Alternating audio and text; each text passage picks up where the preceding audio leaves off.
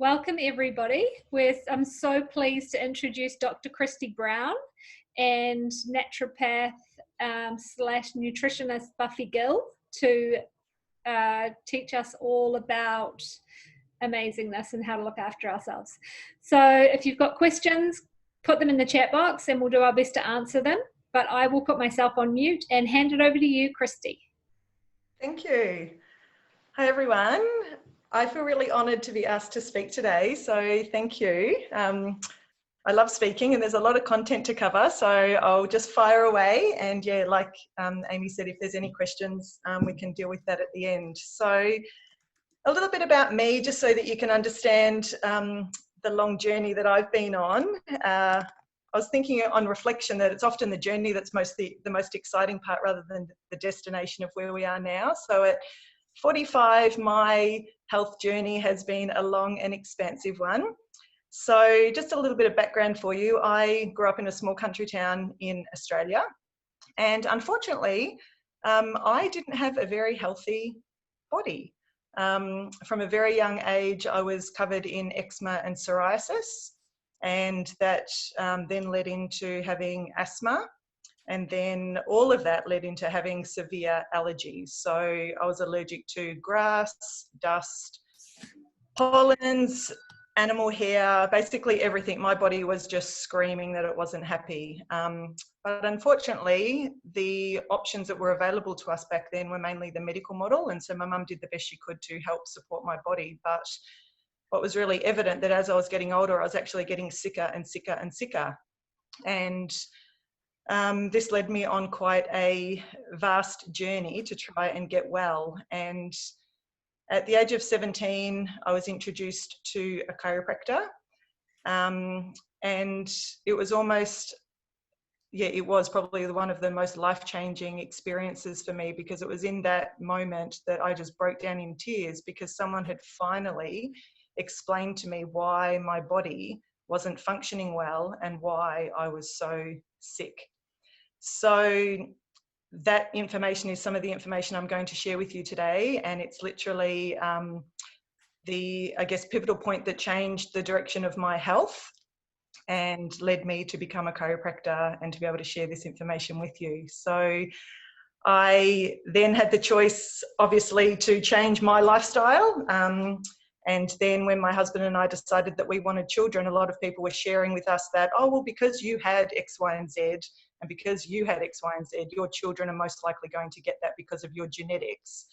And so we wanted to use the information that we'd learned over the years to see whether we could influence the way that our children were able to express themselves differently to the stories that we'd had from our upbringing. So we used a lot of the I guess, philosophies and the premises that I'm going to share with you today. And we're very grateful that we have a 10-year-old Milan and a 7-year-old Eden, who are the most strong, robust, resilient, natural, vibrant children I have ever known. So I'm grateful for all the information that I was taught over the years, and observing all the beautiful children that I got to observe through the chiropractic and vitalistic model. And we were able to then implement that and share that with our girls. And yeah, we're seeing some really, really different outcomes to what we had as our childhood outcomes. So that's where we're going to head today. On top of that, obviously, I am a mother as well, and I come with my own health challenges. So I'm a bit of an A-type personality, and I'm a people pleaser as well. So along my health journey, I remember Oprah always saying that if you don't listen to the whispers, you're going to get the slaps. And if you don't listen to the slaps, you're going to get the big king hits. Well, I was able to embrace all of that, which have been also pivotal in my health journey. So after my children, I had postnatal depletion and / postnatal depression, which was pretty intense. I also, when my daughter was 9 weeks old, had a stroke for no known reason, and then 3 years ago had another stroke. And I think these huge experience for me were my learning curve, to slow down, really listen to my body, start understanding what I was doing and what was happening in my environment, which was causing my body to really scream out and ask me to stop and listen. So from those strokes, I lived with years of anxiety and panic and fear, living in my own body, thinking that it was going to happen again. So I guess the reason I share this with you is because I've been in so many different, I guess, experiences, and using my philosophies and our vitalistic view on health, I've been able to rebuild from all of those and learn some beautiful lessons in the process. So 8 years ago, oils came into my life. And on this day, it was one of the most beautiful days when I opened that first bottle and just got that incredible whiff of goodness. And now oils are probably one of the main tools that we use in our health cabinet. And our girls also use the oils on a daily, hourly basis to help support their physical, emotional, and chemical well-being as well. So we're going to blend the nervous system, chiropractic, and oils together to help give you some insights into how we can live our best lives. So we'll fire away with, I guess, the magnificence of our nervous system. So when chiropractic was first introduced to me, I had the presumption that it was mainly a musculoskeletal thing, which many of our, I guess, environment believe. We think that it's about bones, and we think that it's about bad backs and bad necks and fixing headaches and sciatica. But one of the other beautiful dimensions is our central nervous system, and that encompasses our brain and our spinal cord and all the beautiful spinal nerves that are protected by our spine and our skull. So I'll explain that now to you. So this is the part of the nervous system that really inspires me the most, because this is where we can untap our full healing potential. It's where we can untap our immune system, our hormones, our gut health. And so we have, this is a little model that I'll show you. Obviously, our brain and spinal cord are so fragile and so delicate that they've completely housed it in bone, which was very clever of them. And we have, through the central nervous system, we have two areas, and one of those areas is the autonomic nervous system, which runs our sympathetic and our parasympathetic nervous system. So you've probably known about those. The sympathetic is our fight or flight, and the parasympathetic is our rest and digest. So basically, many of the premises of a vitalistic philosophy and also a chiropractic philosophy is that we truly believe that within inside us we have our own innate healing. So our body knows exactly how to heal itself. We weren't born with too many organs that they need to be removed, or not enough drugs that we need to add them. We have everything inside of us, and our body is designed to be healthy and well. So we also believe that when there's stress on the nervous system and the brain and the body can't communicate, then our body falls into a state of dis-ease. And after it's stayed in a state of dis-ease for a while, it moves into a state of dysfunction, and then it moves into a state of disease. And so when we have a beautiful, clear, healthy nervous system, our body can sit more in that parasympathetic healing and restorative state. So our body is also designed to sit in what we call homeostasis, which means balance and harmony. And when we are sitting in this state, our body is able to self-heal and self-regulate. What happens is we have the sympathetic nervous system for a reason, that fight or flight, and that's to come in and protect our body whenever our body is in a state where we're feeling, I guess, threatened. So the sympathetic system is designed that if we were to be attacked, or if we were to face, run away from a fire or something, then our body goes into complete shutdown, whereas it doesn't worry about any of our organs. It's just basically for survival. And so that sympathetic nervous system should spike and fire for a very short period of time and then come back to balance and harmony.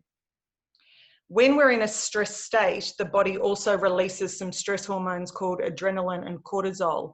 And these stress hormones are very important at that time, but they're not designed to be firing out all the time. They're designed to address the stress and then come back to balance. So on the other side of our nervous system, we have our parasympathetic nervous system, which is our calm, our digestion, our rest, our restorative nervous system. And ideally, we want to be spending most of our life living in this state.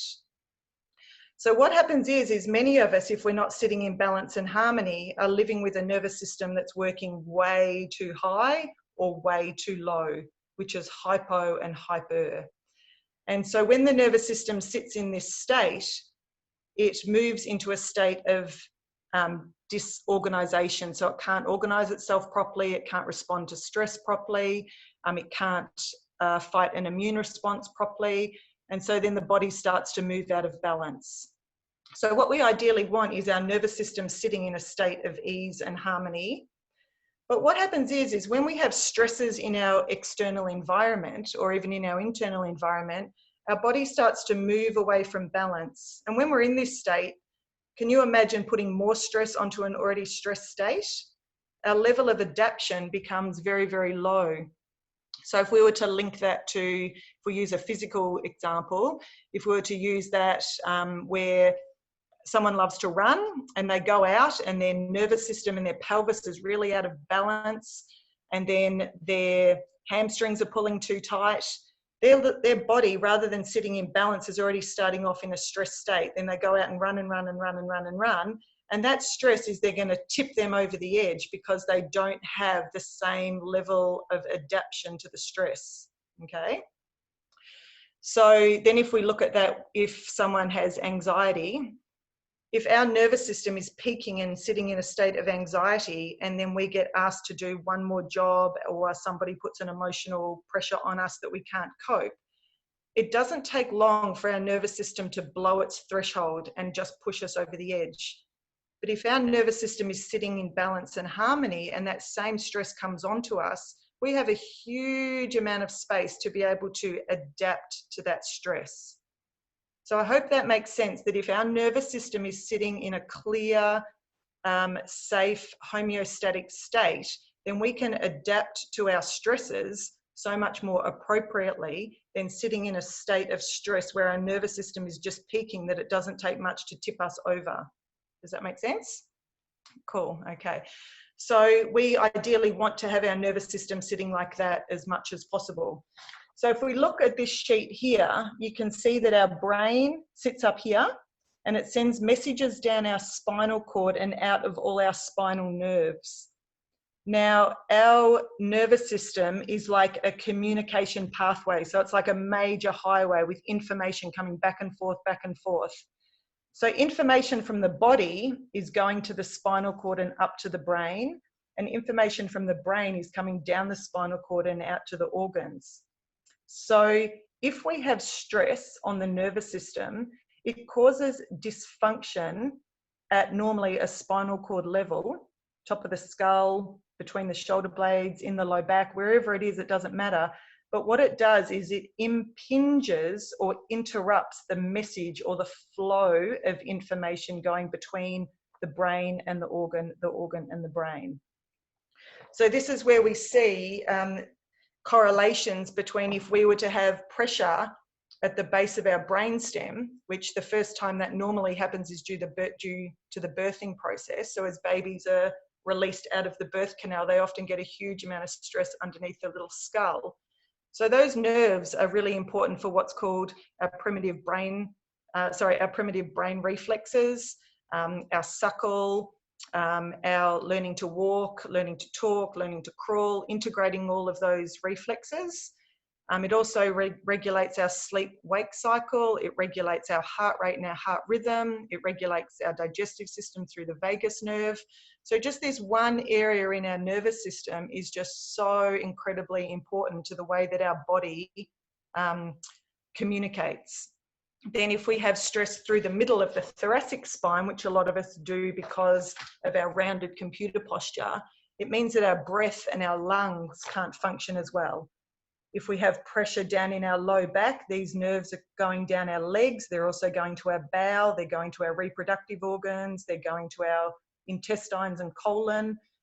So you can see the correlation between where you can have pressure on your nerves and where you could have symptoms. Now, often we don't have symptoms because the body's really clever at wanting to move our body away from pain. And so this is where another part of our education comes in with our children, is we're always looking at symptoms as a way to help us understand what our body is trying to tell us. So we don't try and suppress symptoms. We actually use these as a really clear guide as to what our body is trying to express to us.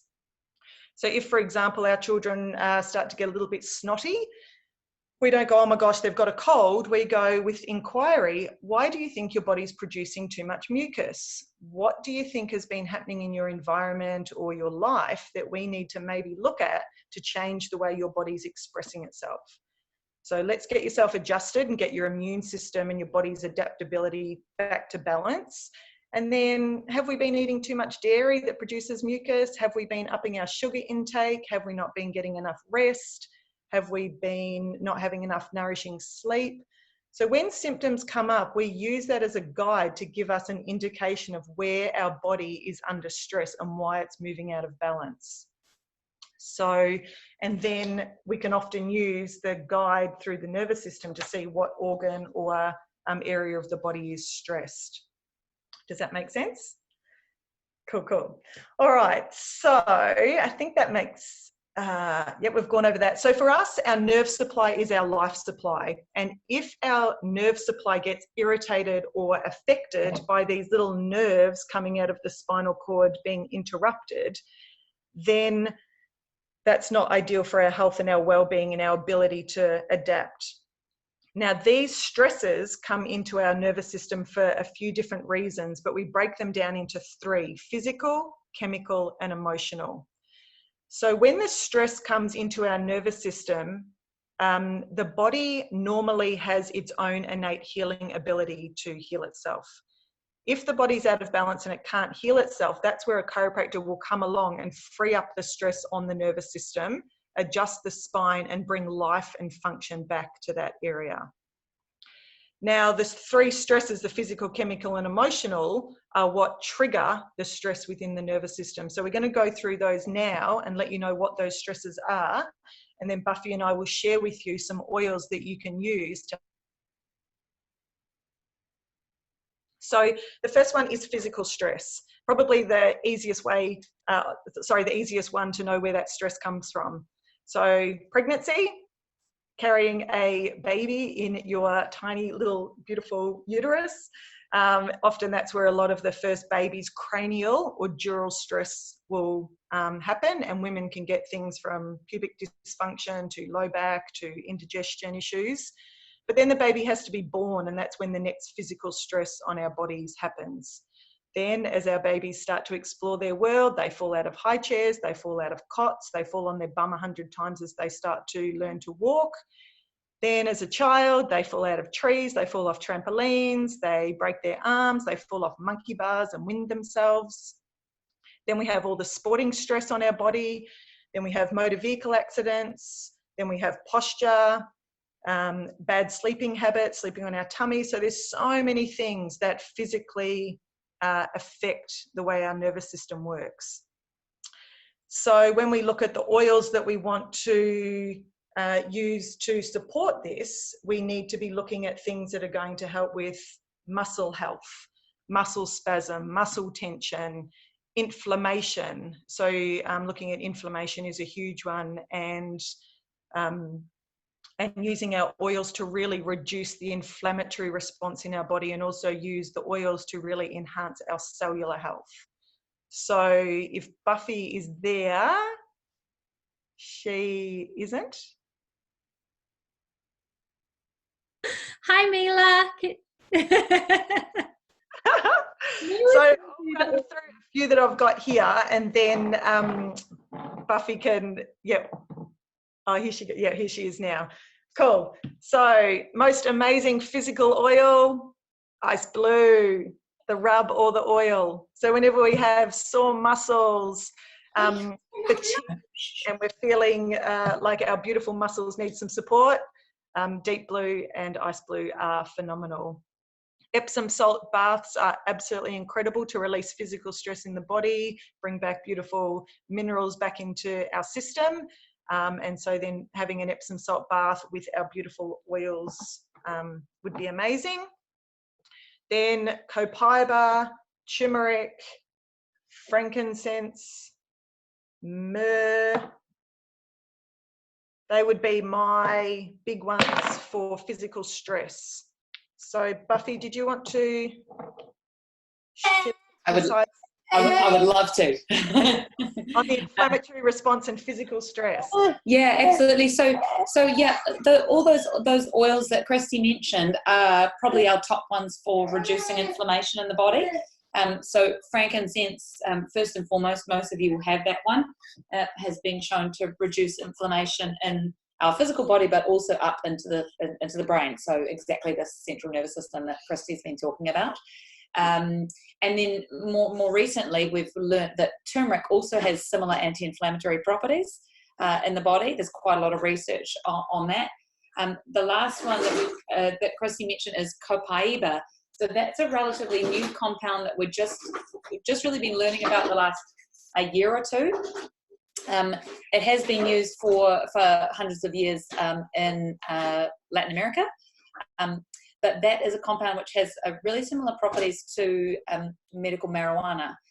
So CBD oil, if you've heard of that, cannabidiol oil, and it works in a similar way that it actually attaches to the cannabinoid receptors in our brain and in our nervous system, and can support inflammation, so physical inflammation, but also mood.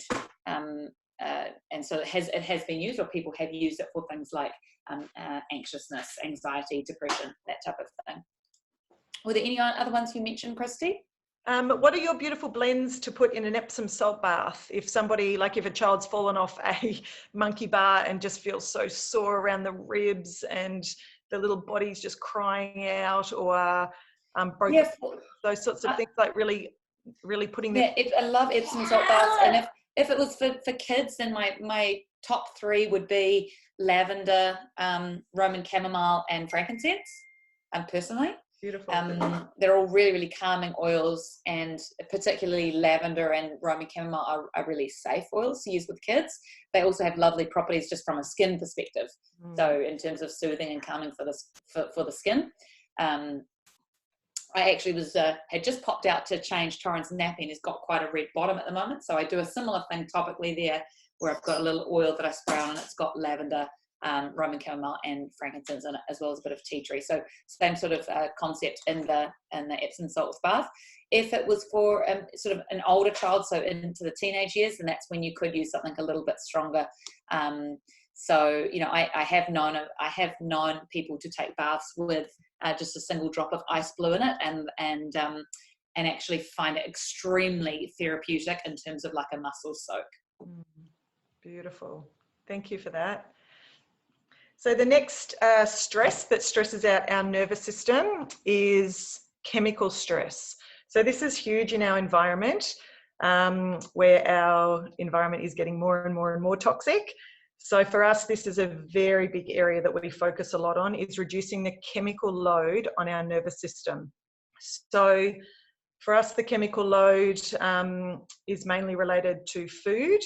And so looking at reducing chemical stress in the body through food would be avoiding MSG, aspartame, reducing your processed foods, reducing your sugars. And then we look at things like alcohol, cigarettes, pharmaceutical drugs, vaccines, pollution.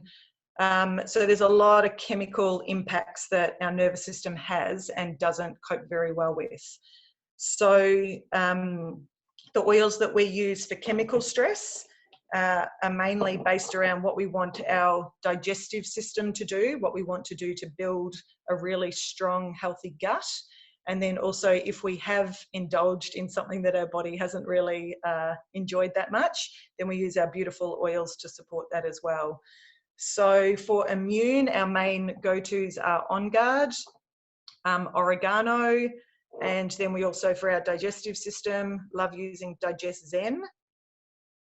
Buffy, what would you say in terms of helping support the chemical stress in the body? Yeah, definitely. So the first one I would go to would be lemon, because it's really supportive of liver and liver detoxification. So what happens is when we have all these either chemical chemical input from our environment, and that can just be toxins in the environment. Oh, sorry. Using lemon oil in water every day is a beautiful way to boost your liver detoxification process. So that's a go-to for myself.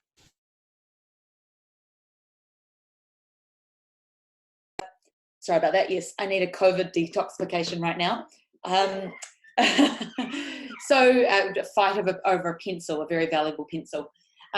So lemon is amazing for just helping to support our liver to function properly, because when we've got all these external stresses coming in, and that can be from the environment, toxins, from our food, processed foods, all these things that you were talking about, Christy, like MSG, processed foods, trans fats, then it just puts excess pressure on our liver. And in addition, if we're throwing at it a whole lot of sugar, alcohol as well, and highly inflammatory foods, so things like red meat, dairy, processed foods are going to be higher on the inflammatory scale of things. So if that's all we're doing, then we're putting a whole lot of pressure on our liver, and so it doesn't actually get a chance to detoxify and do all the proper processes around the body that it's meant to do. So what the liver wants to do is process all of our food, process any toxins, and then go, oh, great, I've done all the critical stuff, and now I can go in and actually repair and restore and heal any abnormal cells that may have formed. And they're forming for us every single day. So all of us are creating little cancerous cells. So a cancer is just a plethora of a large grouping of small, abnormal, aberrant cells that have formed. So if we never give our liver a break, the liver just doesn't have time or a chance or energy to go and kill off. So it's a process called cellular atrophy, where it naturally wants to go and kill off those abnormal cells. But if we're throwing all this other stuff like, sugar and alcohol and processed foods and stress works in the same way, then the liver never gets to those cells. And that's when things like cancer effectively develops. So it's important to support our livers to function, and lemon oil is a really good one that you can use. And you can use it just in your water. You can add it to, like, the way I use it is I add it to a lot of food. So I add it to my salad dressings. I make a creamy cashew aioli. I add it to that. It not only adds an amazing punch of flavor, but you're also getting those detoxifying properties. And then the other oil blend that I do really love for liver detoxification is a blend called Zendocrine. Have any of you guys heard of that one, Zendocrine? Yeah. So that's got a combination of oils in it, which are commonly associated with a detoxification type program. So things like coriander, cilantro, and you can use that in the exact same way. So maybe not in your salad dressings, but in your water. So it's sort of a next level up from just using lemon for liver detoxification.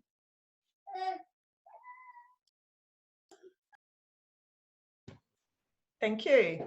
And then the third stress that our nervous system has to deal with is emotional stress. So at the moment, we're all feeling that. And so this can look like fear, anger, resentment, anxiety, depression, financial stress, relationship stress, work stress.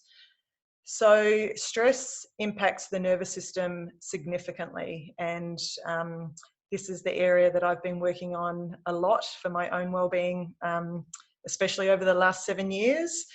And so making sure I have a beautiful ritual to support my emotional well-being is really important. So here's a great fun fact for you. The only nerve in the human body, and there are millions of them, that actually has any access to the outside world is our olfactory nerve, which is our smell.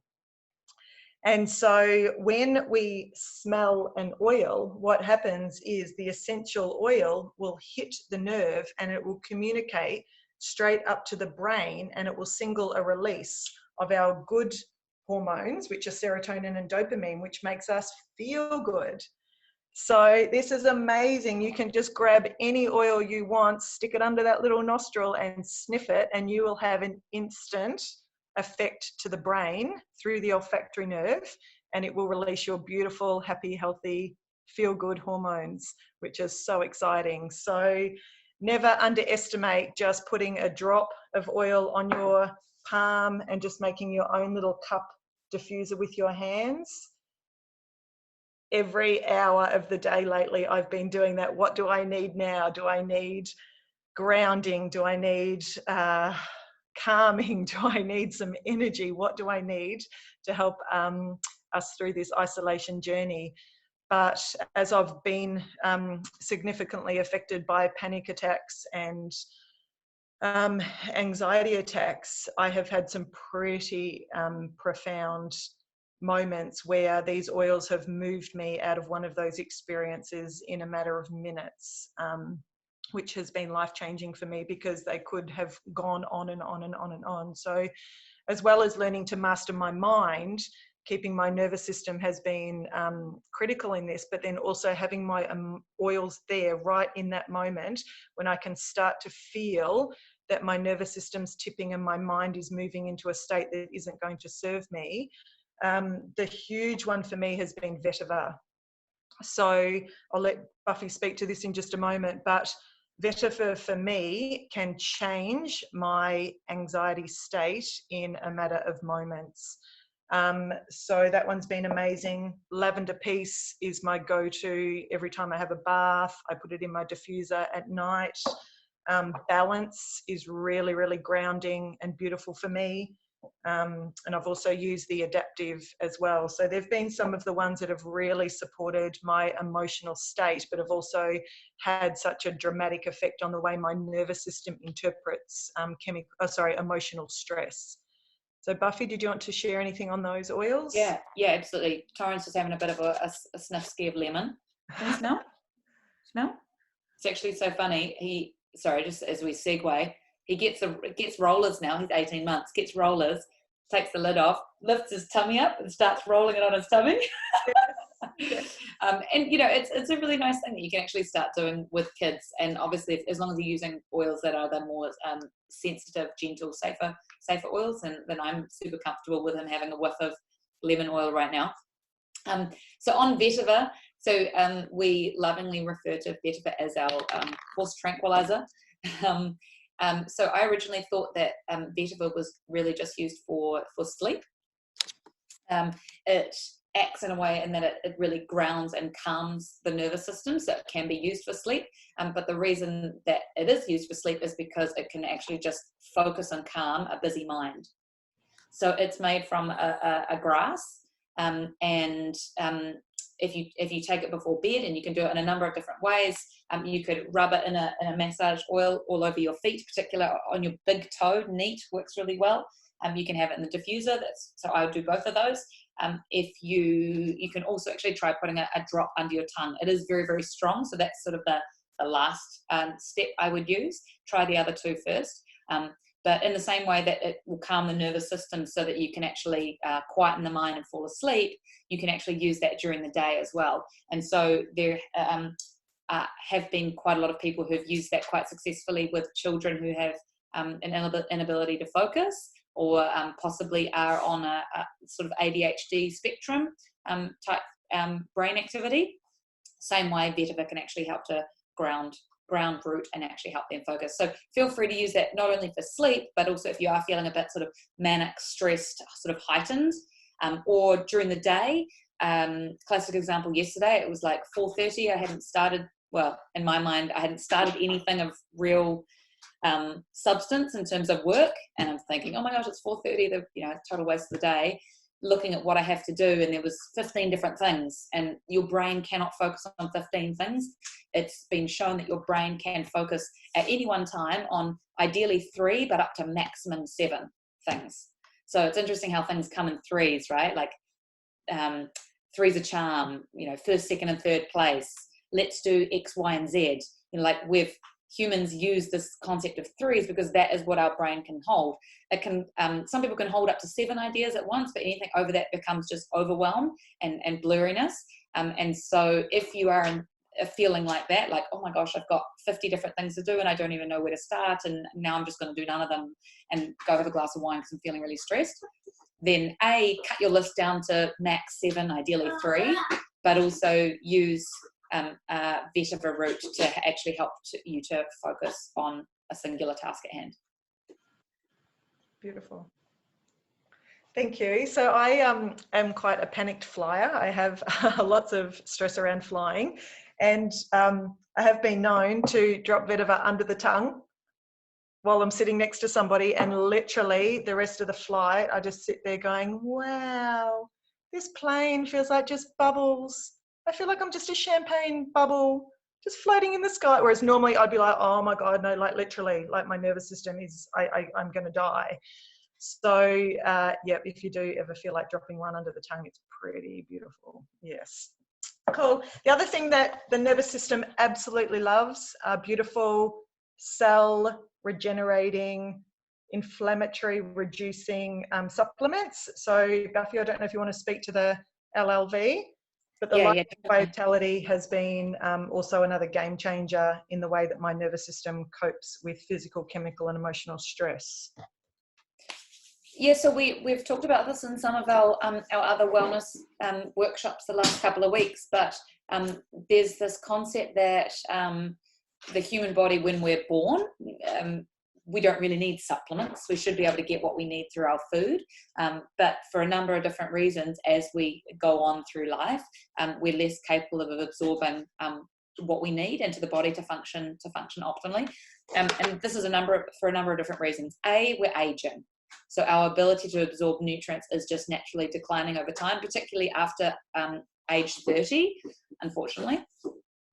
So if we eat an apple and our child eats an apple, they're going to absorb more of the nutrients, more of the vitamins, minerals, coenzymes in that apple than we are, just because of age.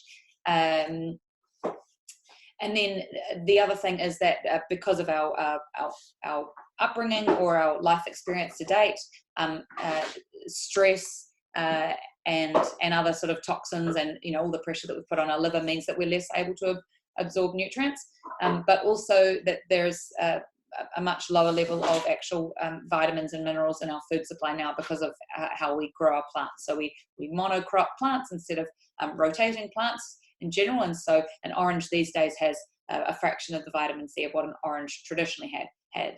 So even if we are eating a delicious whole foods, heavy plant focused diet, most of the time we are going to be getting less nutrients than let's say a 5-year-old did 40 years ago. So as a result, having some sort of broad spectrum supplementation is actually really, really beneficial, just to make sure you fill in any gaps or deficiencies that you have. And the way I visualize it in my mind is always as like a bar chart. So, you've got your 2 axes like this, and you've got little bars for every single vitamin, mineral and coenzyme, and there's hundreds and hundreds of them. So way more than we can ever test for through blood tests or other testing.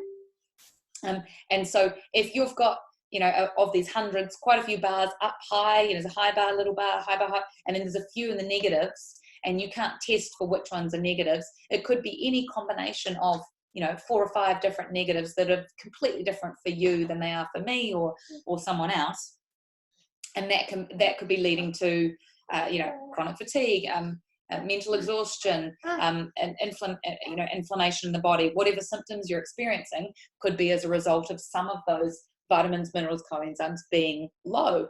So if you have some sort of broad spectrum supplementation and good quality supplementation that's highly absorbable to the body, then you're just going to actually just top up those little negative bars back to ground zero, so that your body can function as it wants to. Because as Christy was saying at the beginning, our bodies want to heal themselves. Like they want to get back into homeostasis.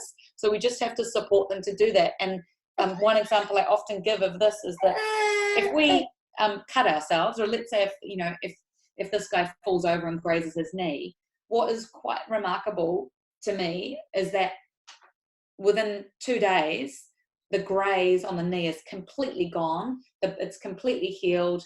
the new skin has regenerated on top of the cut, and it looks brand new. And so that's an exact example of, lemon oil. That's an exact example of the body wanting to return to homeostasis, and of this healing process happening all over the body on its own. So we didn't have to do anything to that scratch, and yet it's healed itself. And so the same thing is happening all over our body, inside with our organs, and we just need to support it to do that process properly. Beautiful, thank you. So I guess just in finishing up, one of the things that I'd love you to know is that with chiropractic, a lot of people have the perception, well, there's lots of myths around it, that it's like, why do you always have to go back? Why can't they fix you? And I'd just like to talk to that for a moment, because this is a big one that we get asked a lot. So for us, health is an ongoing journey, and it's the things that we do every day and the choices that we make every day that are going to make us either move towards health or move towards dis-ease and disease.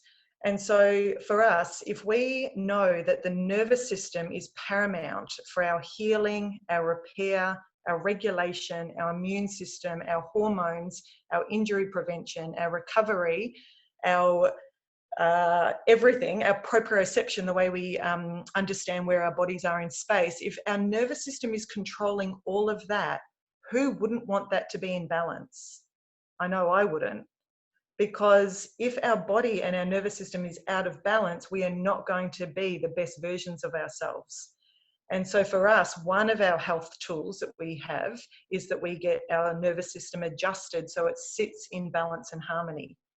Now, if someone was going to say to me, well, how often do I have to come back? Well, that depends on how much stress you have in your body, because your body's designed to heal itself. It can heal itself, but if the stresses from your environment are too much, your nervous system's going to keep blowing fuses and interrupt that flow of information.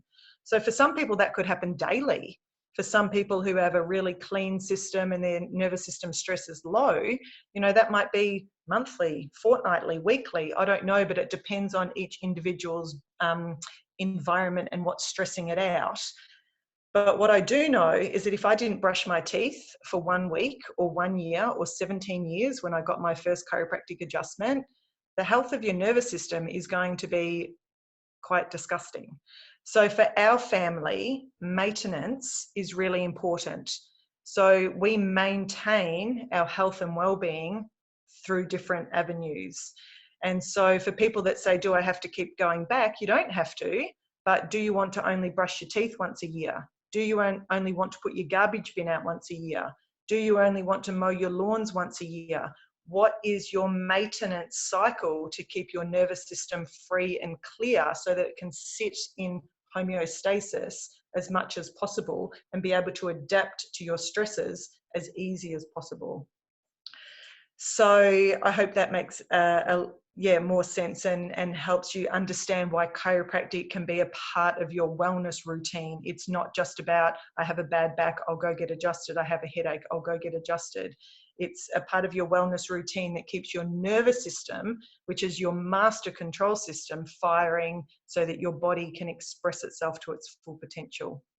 So in our home, the same with our oils is we don't only use our oils when we are sick or have symptoms. We have a wellness ritual around our oil use as well, because we know that what we're doing daily or hourly is going to have a massive impact on us moving towards health and well-being. So if anyone wants to talk about different protocols, daily wellness protocols for yourself or your children, then we can do that at a later time. But that's another thing to also think about. When we're thinking about health, it's what are we doing day by day by day that's moving us into a state of health and well-being. Cool. So I think that's everything that I needed or wanted to share. Christy, and I love that. I love that concept is just what we're doing every single day, and also something I really love talking to clients about is it's what you're doing most of the time. Turn the dial. So it's eating well 80% of the time, most days. Yes. Using your oils 80% of the time, most days. You know, it's going to get your adjustments, and your body will respond to what you're doing 80% of the time. So it's not about achieving some sense of perfection in terms of what you're doing, because your body, you know, our bodies are pretty resilient, and they can handle the odd glass of wine and slice of chocolate cake and late night out and party with friends, and you know, they can handle some things like that. So as long as what we're doing 80% of the time is sort of ticking the boxes, then that's, I really feel like that's enough, because we also just want to be out there enjoying life and not living in a you know, like a box. So yeah, what I've seen with people who are living really healthy lives is that they do the right things 80% of the time, and 20% of the time they enjoy themselves and don't worry too much. Because one big part of what we're talking about with nervous system health is about our mind and our thoughts.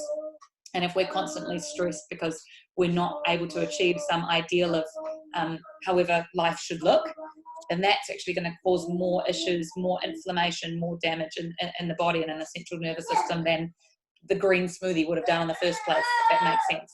Definitely. Yeah. Thank you. Awesome. That was so great. Thank you so much, Christy, and thanks so much, Buffy. I'm going to stop the recording now and then open up the floor for any questions.